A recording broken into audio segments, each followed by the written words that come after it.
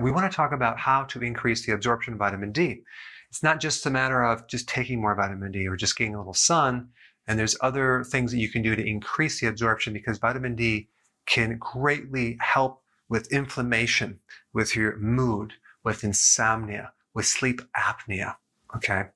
And autoimmune type of conditions and skin issues.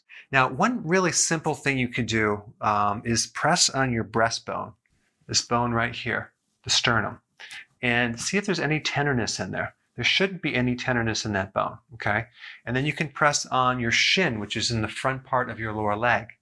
And if there's pain, like bone pain, that could be a vitamin D deficiency. One really interesting thing I used to do in my clinic is I would have people test for that and then have them take some vitamin D3 and wait for 30 minutes. That pain is just gone, completely gone. So you might want to try that. It's just a real simple way to see if you have a pretty good vitamin D deficiency, because one of the big symptoms is bone pain. Not just necessarily hip pain, but when you press on the bone, it hurts. So vitamin D is an anti-inflammatory. First thing is, are you getting enough sun? Get outside, expose your body more to the sun. If you have a mutation or a genetic issue, which a lot of people have and they don't know it, there's some testing that you can get done on that. You just need to take more vitamin D to create the effect, because the vitamin D receptor is blocked, and so the vitamin D doesn't absorb that well. But you can overcome that with higher amounts. I did create a video to talk about, if you're taking high dosages of vitamin D, what other things you must do to prevent other problems, like with hypercalcemia, higher calcium in the blood. There's a whole series of things you can do. I created a video on that. I'll put a link down below.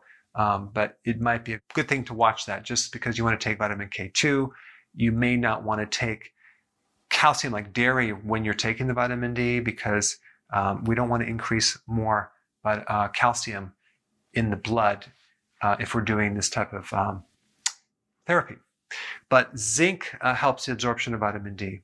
Vitamin A is really important in vitamin D. And this is why cod liver is so important, because cod liver has a nice balance, 50-50 of vitamin A and vitamin D, with omega-3, which also helps you absorb vitamin D. So cod liver oil has vitamin D, vitamin A, the two versions of omega-3, DHA and EPA. So it's really, they all work together. Magnesium helps you in the absorption of vitamin D. It also will help regulate calcium as well. Vitamin D also can help absorb more magnesium as well, not just calcium in the small intestine. Vitamin D is made from cholesterol.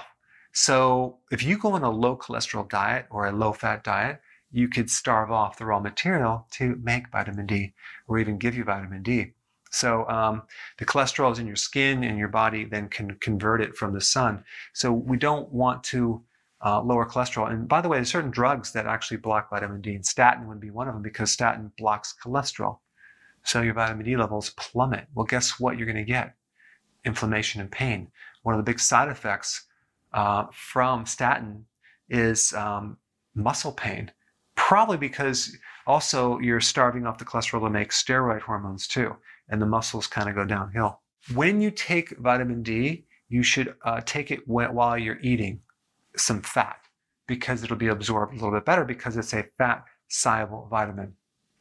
If you lower your stress, you'll increase the absorption of vitamin D, because high stress blocks vitamin D. Probiotics are important because they help to recycle the bile that's stored in the gallbladder. 95% of all the bile is recycled over and over and over again. So it's a very efficient system, and you need the bile to extract vitamin D from the food that you're eating. All right, bile salts. Taking bile salts when you're eating certain fats will help the extraction of vitamin D from your food.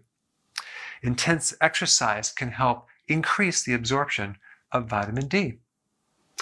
Boron, which is a trace mineral, can help vitamin D and help your bone formation. It also is good for increasing testosterone.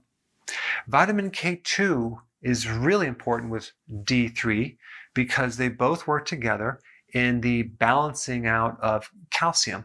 If you don't have enough K2, the calcium tends to settle into the wrong places, the soft tissue, like the arteries. Vitamin D doesn't tell the calcium to go anywhere. It just increases it in the blood. And by the way, it will lower your blood pressure too. But if you take K2, we'll take all that extra calcium and drive it into the bone where it should be and take it out of the joints and put it into the bone. But K2 is also really, really important in improving your endurance when you exercise. So it helps the output of energy from the mitochondria. Anyway, here's a summary of things you can do to increase the absorption of vitamin D. I'll see you in the next video. So if you're enjoying this content, go ahead and share it with someone that could really benefit from it.